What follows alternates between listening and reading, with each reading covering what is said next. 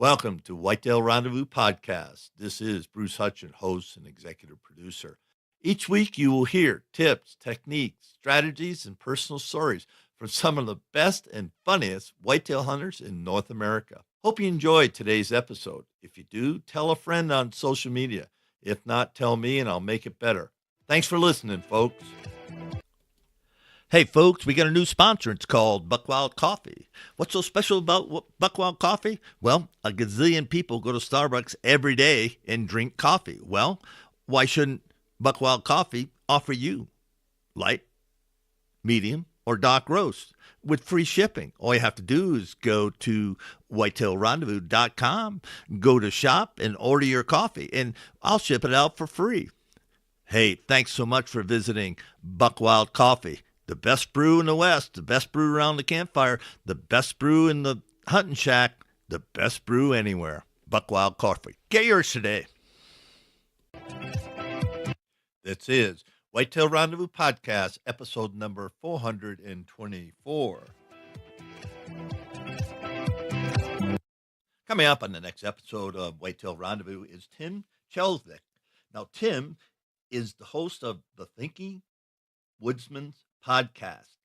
And the show is dedicated to help us all think about hunting, think about strategies, think about our industry, think about how we can get kids in the outdoors. So he's got a really great podcast going on. And the thing is that he's going to share today is that the outdoor industry is full of folks waiting for the next best thing. Do you really know how to set yourself apart and be successful?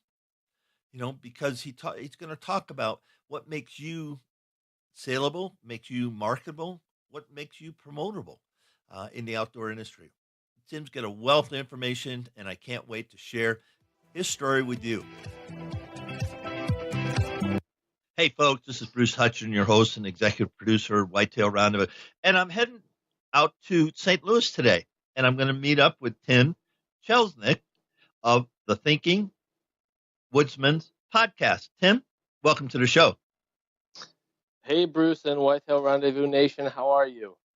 Well, we're doing fine. And hey, thanks so much for taking time off. I know we're going to talk about collaboration later in the show, but, I like doing this. I like two guys that are in the podcast space, that are in the hunting space, if you will, to get together and just to share what the heck's going on, what they're doing, why they're doing it, and some of the challenges we have in the outdoor industry today. So welcome again. Absolutely. Thanks for having me. There's definitely a lot to talk about within that.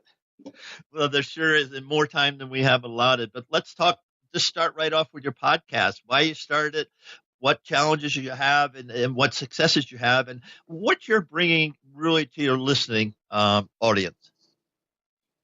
Yeah, so I think my listening audience consists mostly of my mom. So it's a relatively small audience right now, but we're in the growth phase. We've only been at it since February of 2016.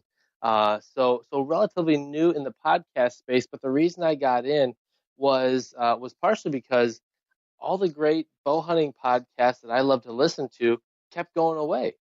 People would start them and they'd run them for a year or two, and you'd kind of get invested because that's what it is. You establish a personal relationship, or at least what feels like a personal relationship with the host, and then they stop doing it. And I thought, man, I appreciate being able to listen to interesting talk and debate about things that go on in the hunting community and the fishing community, just in the outdoors in general.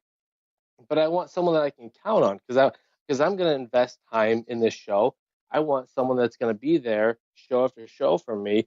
And so I thought, man, maybe I should start a show also and share some of my perspectives, because I think they're a little different than what I was seeing out there. And I already had a website. I already had the thinkingwoodsman.com. I was already writing, and so I already had a following and kind of a Facebook profile for it. And it just seemed to kind of fit. And besides, people were like, why don't you do a TV show? Everyone and their brother has a TV show. The market is saturated with hunting TV shows. And frankly, many of them aren't very good. And I know video is not one of my strong suits just yet. So I thought, let's do something that requires just a little bit of infrastructure, relatively easy to get started on, but I'm going to do a quality show and I'm going to show up month after month after month. And so that's kind of what we're doing right now. Yeah, and let's see, August 31st, it'll be my 2 years since I launched. We'll have over 440 shows or Shoo, episodes released. You know, make me feel and lazy. well, no, but you got a wife, you got kids, you got a job. Yeah, Yeah, I have a wife, and my kids are all grown up. I have grandkids now, so it's a little bit sure. different.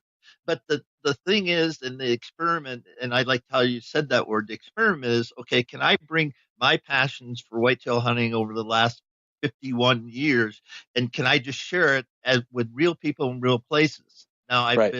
I've been challenged. Let's put it that way. Hey, you don't have A-list type people, and I go, no, I don't, because I have regular people that are in the bar or they go to Hmm. church, they go to work, and they come home, they watch a football game, they watch the kids, and they go deer hunting.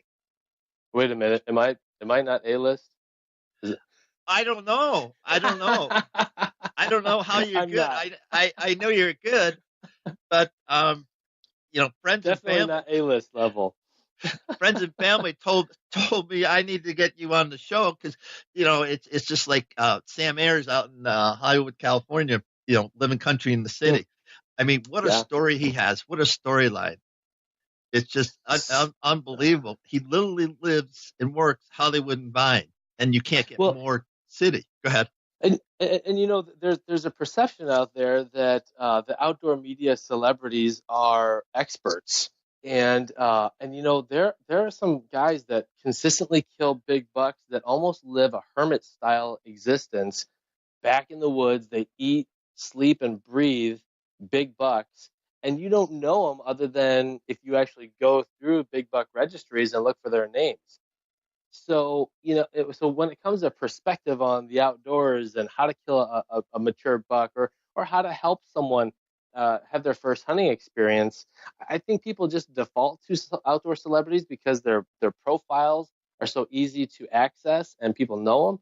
But many of the outdoor celebrities I know and I'm friends with would be the first to tell you they don't know it all, and a lot of times they have to rely on guides and people on the ground there wherever they end up. So I think the focus on regular people that maybe sometimes also have a regular day job, I think that's fine, and I think we need more of that.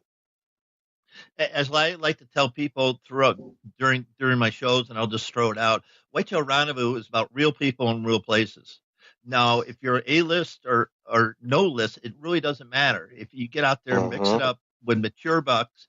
I'm focusing on mature bucks for hunters that have been at it for a while. If you're youth, and somebody just entering, kill whatever you want to kill whatever's legal. I don't Yeah. have any problem. But QDMA's, if you read some of their stuff from Kip Adams and Lizzie Thomas, what they put out, you think about, they've seen an incremental trend, and trends are Hmm. what trends are. It takes a long time to make it, a statement, if you will. But with the trends, they're seeing, 2.5 to 3.5 year old bucks are becoming more of the harvest than typically less than that. So if we let the 1.5 and 2.5 year old deer walk, then we have an opportunity to hunt a mature buck, and that's challenging. I mean, you and Hmm. I could go in the woods, you with a stick and string, me with my crossbow or rifle or whatever, and we could kill some deer every Yep. single year. There's no question I could kill multiple deer um, in multiple states if I chose to do that, or I could go and say, no, this is my framework. This is 4.5 years old or bigger. Yeah, I'd like to be 150, points, Boone and Crockett or Pope and Young, Hmm. and then so that's what you're looking for, and you kind of when a deer comes by, you see him, or you put your glasses on him, then you go, okay, that's that's a shooter to me, whether it would be to Sure. you or not. But I think we're seeing more and more people start getting in that mentality because it's a challenge, it's a hunt, uh, Hmm. and yeah, I shoot those every year, and we put them in the freezer and make jerky and everything I else. love And shooting does. oh, Yep. just and the farmer that we hunt, Eddie, he says shoot all the does you want. and Yep. because they're eating his food. I mean, we have big food plots, not little ones. Right. Right. We have big Well, food plots. you mentioned shooting does, and there's in kind of the professional hunting world, there is an unfortunate stigma about shooting does. And doggone, my family, we live off venison. We don't buy any red meat in our household year round. We're eating, if it's red meat, we're eating venison. It's cost effective, it's safe, it's healthy. I can procure it myself. But I still get the jitters when I have a doe coming in, and because does are wily animals. They're not there. There's no such thing as a free throw at a doe. I mean, they've been around the block, especially a big mature doe. They know what to look for, and I've been busted by does just like I've been busted by great bucks. So I wrote an article on the thinkingwoodsman.com titled "Who are the very best anti-hunters?" And the premise was that ourselves, we in the hunting community, tend to be the best anti-hunters because we can be so judgmental about the hunting practices of each other that if you imagine someone that's new to our heritage, trying to figure things out, a little self-conscious, a little insecure, and then you have a fellow hunter give them crap because they didn't spend $1,200 on a new bow, or they shot a buck that went 120, or they don't even know what the score is. Do you think they're going to want to hang out with us anymore? Do you think they're going to want to invest in this time and the money required to chase deer? No, they're going to find something else to do. And we need as many people on board with the pro hunting agenda as possible. So kill a doe, kill a small deer, whatever's legal, whatever fits your idea of a trophy. We have to be encouraging of people to do that. Otherwise, we're looking at at a decline in our numbers. And a decline in our numbers means a decline in our voice legislatively, which means that we will be legislated out of our constitutional rights. Yeah, well said. Well said. In social media, we see it all the time where somebody just goes, "You shot that," and it's like, don't be stupid. That's my 2 cents. And if you're pissed off without listeners, that's okay. I'm good with that because stop it. Just Right. really just stop it. Right. So I work for Mark and Terry Drury. I write for Drury Outdoors. If you've ever been to DruryOutdoors.com, go to the journals tab. Anytime one of their field staff members kills something, they call me, we talk about it, and I write it up and put it in the journal. We're also working on a bow fishing Drury Outdoors segment right now. Buddies, and I work with Ray I, legendary turkey hunter. These guys have killed animals, more animals than most people have ever seen, trophy animals across the board. They're not impressed by people that hold such a high standard for others that they can't encourage others to kill a small deer. They are, out of all people, they could be the most judgmental, but they happen to be the most inviting, welcoming, encouraging of people that are just figuring this sport out. So if a Mark Drury can be welcoming and give someone an attaboy for killing a small buck, I think most of us Yeah. mortal whitetail hunters could do the same. Yeah, well said. Well said.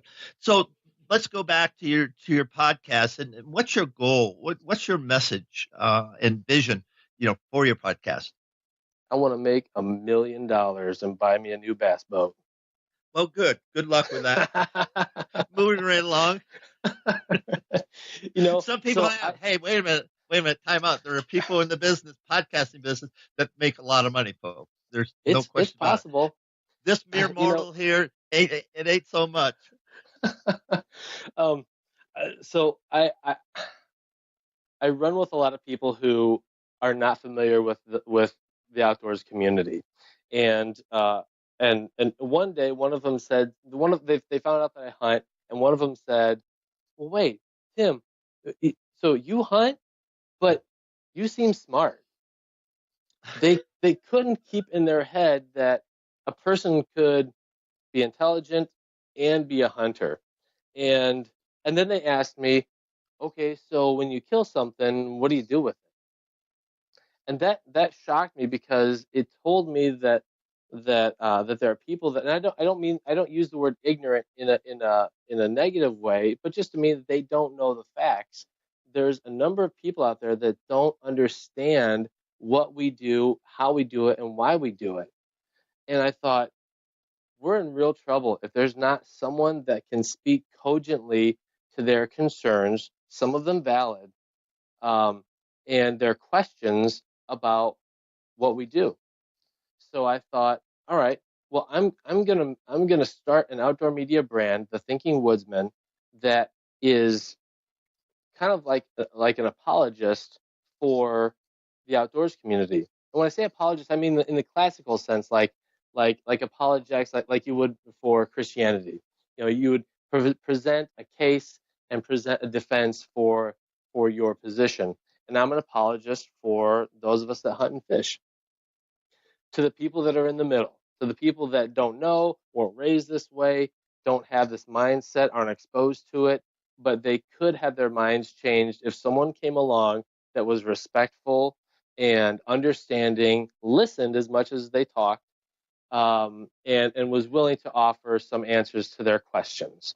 So I thought that my podcast could do that, along with augmented by my writing, my radio work, my work on television. So 3 years from now, where do you want the podcast to be? I don't care, and I don't say that flippantly, because the podcast to me is just a method. It's a means to an end. My mission is to bring more people into our camp. So if that means I cut the podcast tomorrow because I can do more work, I can do more effective work in television or radio or writing, then that's what I'll focus on.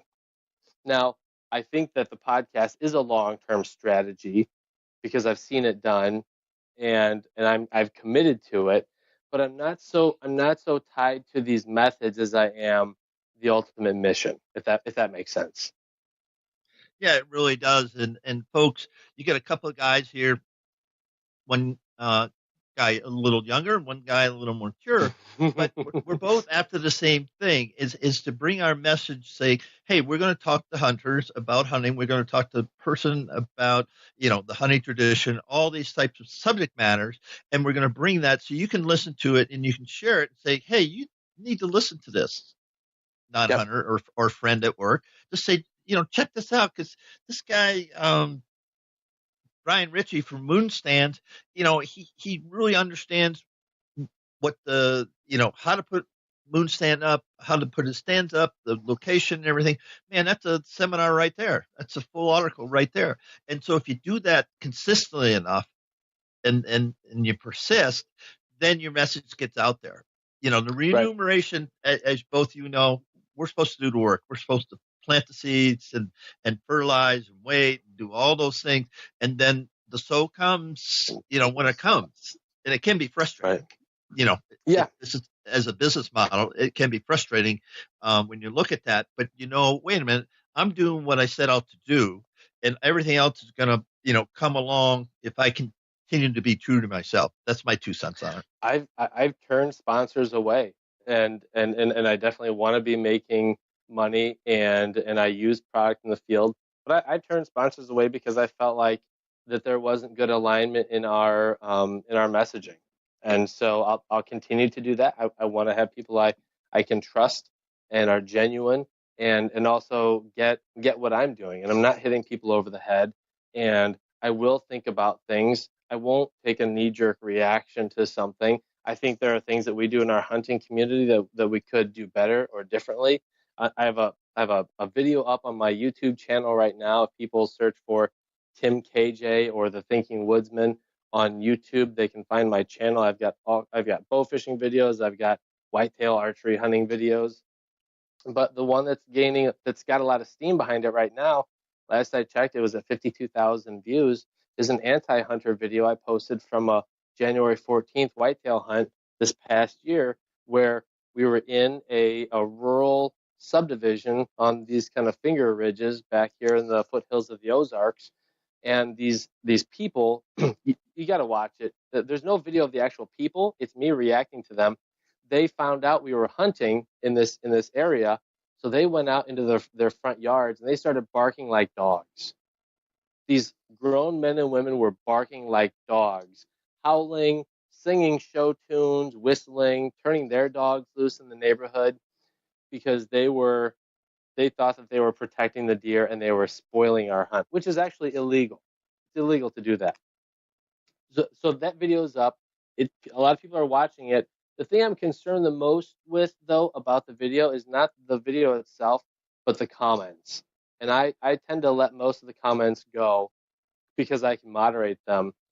The comments from other hunters that are saying things like, "Well, you need to shoot their cat and skin it in front of them," or "You need to kill the deer and leave the gut pile there in their driveway," or even worse things like "shoot them," and that's frustrating. That doesn't help us in any stretch. And so I get there are people that have that angst and they want to fight back, but we can't take those same tactics that some of the anti-hunters want to with us. We have to be respectful because again, those people in the middle are watching, and they're watching to see who between the two of us, anti-hunters versus hunters, are the most reasonable.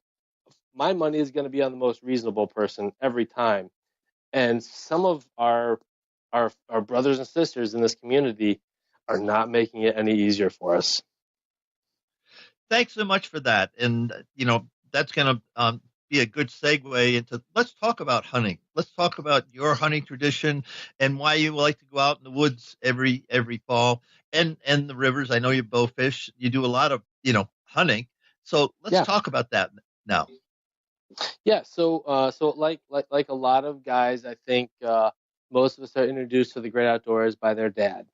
And so this is a little hard for me. My dad just passed away back in March, 63 years old, and in my mind, we still had a lot of time still left in the field.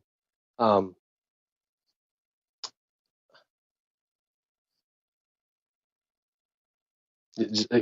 me for a moment.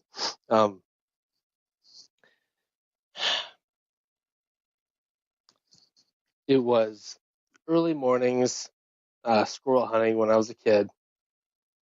Going out to a stand of oak trees in a big pasture and killing fox squirrels with Dad. Catching walleye in the Illinois in the Fox River back in north central Illinois where I grew up. It was time with him, and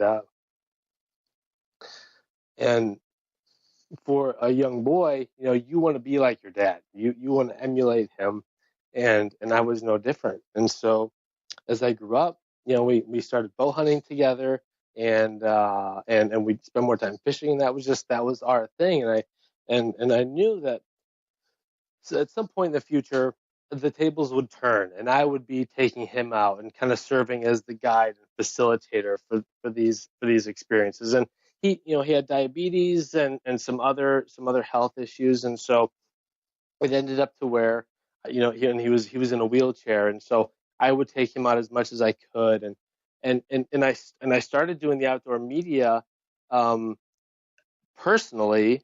This is before the Thinking Woodsman brand. I started catching video. I started writing things down because it was my way of bringing the field to him when he couldn't get outdoors because of his ailments. I was able to bring some of the stories and artifacts from those experiences back to him. And so all of this ultimately is kind of an homage to my dad and what he did for me, because I can't imagine my life without this passion I have for pursuing fish and game in wild places. So it really is kind of an homage, a memorial to him. Everything I do, I try to make sure I do to a level of quality that he would be happy with. And I just found, like all of us, if you have canine teeth and forward-facing stereoscopic eyes, you were designed by God, I believe, to be a predator.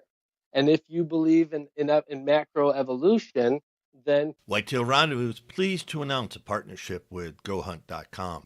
Who's GoHunt.com? Well, if you're a DIY hunter, you need the information at GoHunt.com/insider. Why? Because it provides 4,200 profiles, every unit, every species, and every season. Furthermore, they give in-depth analysis, interactive maps, unit access, and seasonal trends. Draw odds are very important, and they give you the most accurate information in the business. All this is available when you go to gohunt.com/insider. Make sure you use promo code WR when you join Insider. You'll get a $50 gift card for GoHunt.com Gear Shop. All in all, if you're hunting out west in 2018, GoHunt.com Insider is where you need to be to get all the research information. When you use promo code WR, Whitetail Rendezvous receives a small commission from GoHunt.com. you have to believe that over the millennia we have evolved into predatory creatures. So whether you are an atheist, agnostic, or a Christian, which I'm a Christian, unabashedly so, there's no getting around it. We were designed to kill and consume the flesh of other animals. So there's a lot within that. It was kind of a big question. I hope I answered it for you, but that's kind of those are my motivations. So you think about, the hunting tradition and, what your dad passed on to you. Must have been a heck of a guy. You think about that. Then you think about, okay, what is man? Who is man? Are we grazer or are we farmer? We're all those. But in the end, since time began with stone axes and you can go all the way back to when the Eskimos came across the land bridge and started populating North America. And, they killed to eat. There wasn't any question. Right. Because up north, there isn't that much, the growing season isn't that long. So whatever was there, they killed and they ate it and made tools and made clothing and made shelter, made everything from that which they took. And I remember the Inuit, one elder told me one time I was up in that country, he said, it's really easy. If the caribou come, we live. And if they don't come, we die. It's pretty simple. Why doesn't PETA go up there and boycott and protest those people? They probably would never want to go to that environment. I mean, it can. There's no Starbucks around. There's nothing around, and during the summertime, July and August, the flies are so bad. There's great trout fishing. Sure. Fishing. So I'm catching a fish. I'm going to eat a fish, and then the caribou migrate. I mean, you can see on the eskers and everything up there. You can see, trails that are hundreds of years old. I mean, it just isn't, last. But you can see in them etched in the tundra up there. You just say, "Holy fright, how old are they?" And it's amazing. And that's, when I talk about my hunting tradition, which started, when I was 10 years old, and I think about the places I went, but I bring that story back from that elder because I sit in their little, we're in, not Quonset huts, but tent-like Quonset huts, and they own the land. And so we were hunting on their land, blah, blah, blah. But you sit there and you listen, you think and say, he represents thousands of years, not hundreds of years, but literally thousands of years since, they came and populated. And it's amazing. And that's what hunting has done for me, is taking me places I would never have gone and then just sit and have a conversation as we are today. And I become better for it. Absolutely. Yeah. And those people are way more healthy than most people in our current civilized modern society. Imagine that. Because they kill whales. I mean, they kill seals and they kill caribou and they catch fish and they eat berries. And pretty organic. I mean, let's throw out the big word organic, because everything has to be organic these days. And Sam Ayers at Living Country, in the city, he talks about organic all the time because in LA it's just he's rampant with it. He goes, "Yeah, I eat organic." "Oh, you do?" "Yeah." And I kill it first. I kill it. What do you mean you kill it? Well, I go kill a deer and then I eat it, and that's pure organic. Well, how it's organic. It doesn't live in a farm. It doesn't go into food line. It's never caged. Never caged. Yeah. So we're digressing a little bit, but let's talk about your hunting experiences, and let's talk about last fall and with a stick and a string. Talk to us about one of your hunts. Sure. Probably the most memorable. I was hunting with some friends. They own an outfitting business called Devil's Backbone Outfitters down in Dora, Missouri, which is in the heart of the Ozarks. Which is, folks that know their whitetail biology know that when whitetail populations were declining across the U.S., they came to the Ozarks to find animals that they could repopulate elsewhere. Same thing with the wild turkey. Eastern specifically. But yeah, we went down and actually had a great fall turkey hunt. Ray I had a fall media camp down at Devil's Backbone. Killed a great fall gobbler in Missouri. A lot of people don't realize or don't even focus on the fact that we have a month-long fall turkey season. You can hunt them with a shotgun. A few weeks after that, we were back down there, and I was with my buddy Billy Cooper, who's been in outdoor media for probably 50 years himself. And he was my camera guy. And after a day and a half of hunting, we put down a buck, end up dry scoring 158 and a quarter inches, which I won't say who, but I was talking to a person in outdoor media that everyone would know this individual's name. I was talking to him the night before I left, and he said, "Tim, it's not going to be northern Missouri or Iowa. Don't expect to see any huge deer." And I sent him a picture via text. After I put that down, he's like, "Wow, I stand corrected." The Ozarks are kind of overlooked, and it was such an awesome hunt. To be there with friends and to do it fair chase. No fences, to be in the scratch. There's video of this hunt up on thethinkingwoodsman.com. If you go to the video page, you can see about a 9-minute hunt. That I watched that deer. I saw him about 100 yards out, and immediately I could see his bases, and I could see he was so thick, and I couldn't tell points, but I knew right away that's a shooter deer. There's no way he's going to walk within me because we were in this gnarly little cedar oak knob. And sure enough, he's pushing does down by us. And some of the does, it was so scrubby, my camera guy and I weren't able to be in the same tree together. We were in trees probably 15, 20 feet apart. And boy, I tell you what, he walked within 10 yards of my tree, stopped, looking forward, looking directly at my tree, and would not turn one way or the other.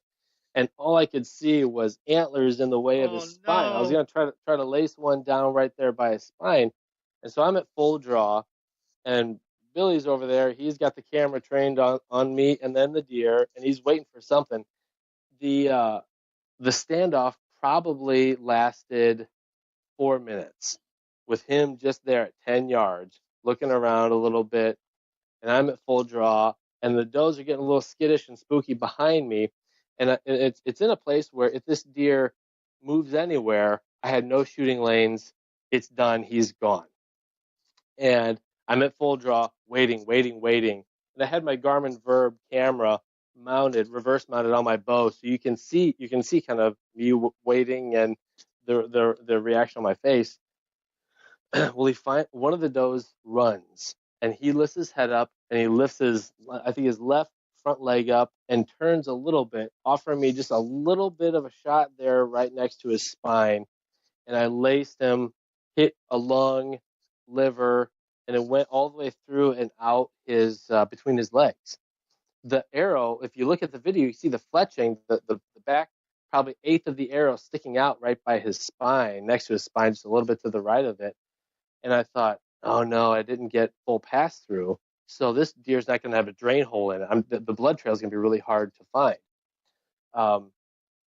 We got some more video, backed out, called my buddies Chance and Joe that own the outfitting business, and we waited for them. We waited 2 hours, probably the longest 2 hours of my life, and it was dark by the time they got out there. They were all over. It's a working cattle ranch also, so they were all over the place. And the deer went 50 yards. I mean, he piled up in the cedars. he was down. In fact, I'll never forget. Chances walk. We're all walking through the darkness. We weren't even looking for a blood trail because we didn't think we'd find one. And he's like, "Tim, I think I got something for you." And so we all hurried over. And it was weird because the arrow broke off. About an eighth of the arrow stayed back by the spine. The rest of it broke off and continued like a two-stage rocket through him and then out between his legs. Well, did you ever find the front broadhead or anything? The front part of the arrow? I looked a little bit the next day during daylight and couldn't find anything. But I was shooting the Dirt Nap Gear broadhead. It's a fixed blade broadhead, and it sliced that deer. Hey, so give a shout out.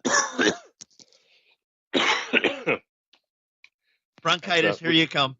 Yeah. You're doing real well. Tim's got a little situation coming up, folks. Bronchitis is starting to work through him.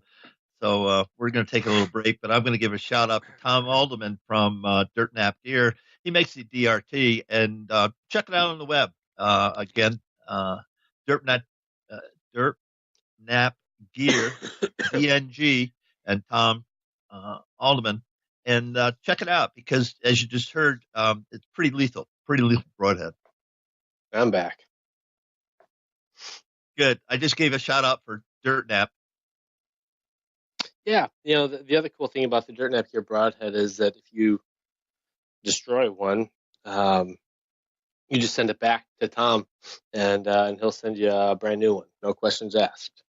So, yeah. I mean, you could buy 3 or 6 broadheads and just keep sending them back and never have to buy new broadheads. Well, they got to see if they were abused, run over by a truck or something, or slammed in the door. One of the things I do on my podcast is a segment called Will It Kill It? And I'll take a Dirt Nap Gear broadhead and shoot it at, like this past month was a bowling ball. A few months ago, I shot a Chevy Monte Carlo. I've shot televisions, a fire extinguisher, propane tank, all sorts of a rotating circular saw. Just to see what would happen. And the results are usually surprising to me. Normally I have an idea what I think will happen, and normally I'm just wrong. It's really incredible what those broadheads do. Good. So there's a shout out for you, Tom. You got 2 guys that think your product's pretty darn good. When you're thinking about growing and promoting your business, what does that mean to you? We talked about self-promotion, and how does that work in this industry? If somebody's listened to this podcast and saying, "Gee, I'd kind of like to do that," what are some of the things you found out about self-promotion you want to share with our listeners? I hate self-promotion. I do. I'm not good at it. I don't like it. I should be better at it. I don't like the limelight. I don't like the spotlight. But on the other hand, I'm representing other people, and I'm representing a community, and I'm representing the people, the sponsors that pay to allow me to put this media out there. So in a lot of ways, I have to be active on social media. I definitely get back to people when they contact me. But to me, and you and I talked about this, I wrote an article called "The 5 Things You Need to Do to Stand Out in the Outdoor Industry," and I think the answers to how you run a business like this can be found within that. And the first one was be genuine, be honest. You can't. There are some turds in the outdoor industry, but the ones that I know, but the people that I know of who are successful are just genuinely great people. And the guy that comes to my mind first and foremost is Ray I. Ray has taken me under his wing and introduced me to people, opened doors, and didn't have to. There, a few years ago, I had no following. I had nothing going on other than some ideas, and Ray decided to help me, and I could do nothing for him. He did not. He didn't need me, But he chose, because he's just a great guy, he chose to help me out and do some things for me. And so, a few years later, we've kind of hit this acceleration point because of that. He is a genuine and honest individual. The other thing is that I try to collaborate with people. I try not to compete. I mean, you and I both have podcasts, and you and I could both easily take the tack of, well, I may have you on, but don't reference your show because I don't want you to draw listeners away from my audience. I think we have to have an abundance mindset. If you have a quality message, if you have quality content, I think that's what people are drawn to. Like my buddy Jeremy at Fit to Hunt, who you know also, um, I I like what he's doing. I like him personally, and so I'm gonna do what I can to help him succeed. And there'll probably be some iterative benefits for me also, but I'm not concerned about that. I would love to see Jeremy succeed and be successful. Um, the other thing I mentioned, getting back to people, following through. I mean, there's a pretty low expectation in our industry for following through. There's a lot of talk, there's a lot of lip service, but for people who are willing to get the job done, there's not very many folks that are willing to do that. So you surprise people, and like when at the end of the year, I send my sponsors for the sponsor of the podcast and kind of my whole media outfit. I send them an impression report. Here are how many people saw your logo via YouTube. Here are how many people heard your products via my podcast, or here are the references I made in writings that I've done, because I feel like I owe them some type of return on their investment, and I want to make sure that I honor that. I also want to make sure that I thank people for what they do for me. I've got some great friends that run companies in the outdoor industry, and they send me product, or they sponsor trips and things like that. That costs real money, and I don't think people fully realize or appreciate the fact that someone is spending real money to allow you to do these incredible things or have this gear. So just say thank you. Be be genuinely appreciative for the opportunity and the things that Matt sent me a bow fishing rig from PSE right to my door. Aside from being one of the coolest things that's happened to me, I want to make sure that PSE knows that I'm using their rig out on the river killing fish, and I sure am, and going to prove it in a DoD TV segment. But just a simple thank you goes a long way. And then finally, I endeavor to do quality work. It's not enough just to be passionate about the outdoors, but you have to communicate in a way that is cogent, that is proofread. As you have an English major for a wife. People don't think highly of a bunch of typos and incorrect grammar. They think that you don't care, and as a result, think that you don't care about their time because they're taking time to consume whatever media you've put out there. And you need to honor and respect their time in that. So if I write an article for Midwest Outdoors magazine, I'm going to make sure I go through it a number of times, because the other thing is I don't want to make extra work for someone there at the magazine, an editor there. I don't want to make extra work for them because they know, oh crap, here comes something from Tim. We're going to have to spend a lot of time looking at this because he never checks his work. I want people to enjoy getting content from me, and I want it to be a pleasure for people to work with me. And so those are kind of my guiding principles for how I run the business of this outdoor media company called the Thinking Woodsman. Thanks for that. And folks, the 5 things that Tim just shared, you could apply that any place. Yeah, we're talking about outdoor and outdoor career and outdoor industry, but you can apply that right where you work right now. And I don't care what your job is, but if you did those 5 things,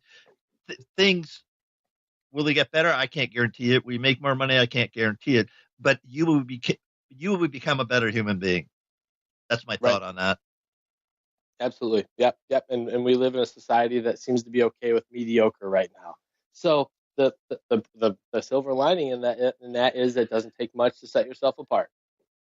Yeah, and that's well, and Rich LaRocco, I wrote. He got me writing for Go Hunt, and he said, Bruce, I'm going to demand clean copy. And I Sure. remember some of my earlier articles that went to Go Hunt. I mean, I would arduously pull it together because I was just learning my trade and doing all that.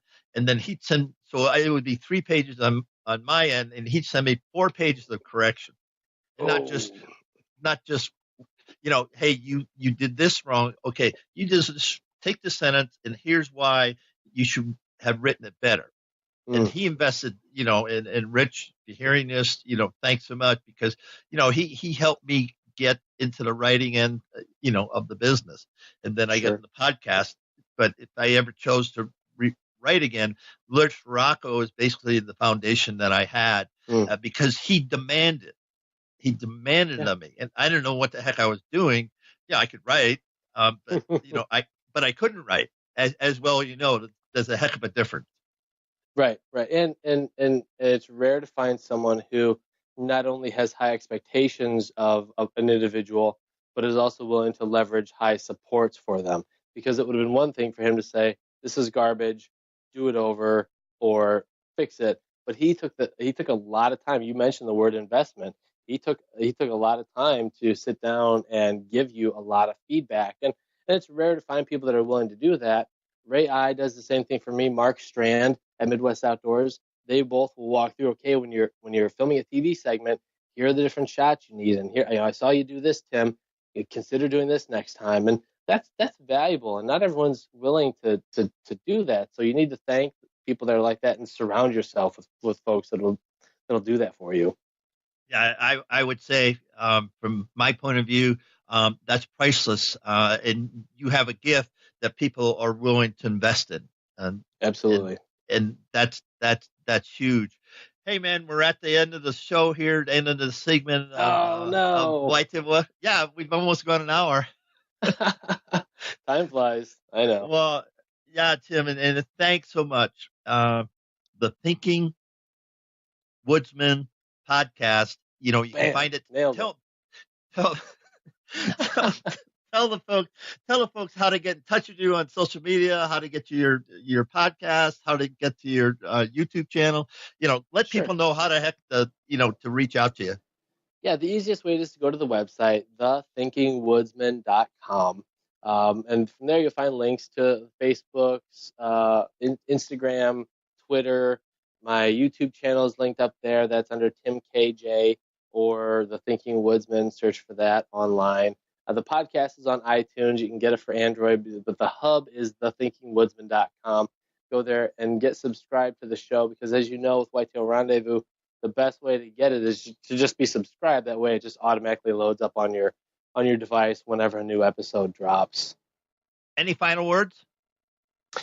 Bruce, I have to say thank you for having me on, and I think we'll probably have to return the favor and have you on my show sometime soon. Well, I'd love to do it, and I'm going to be very interested to see how and where your career grows, because you've got it together. You're bringing a lot of thinking.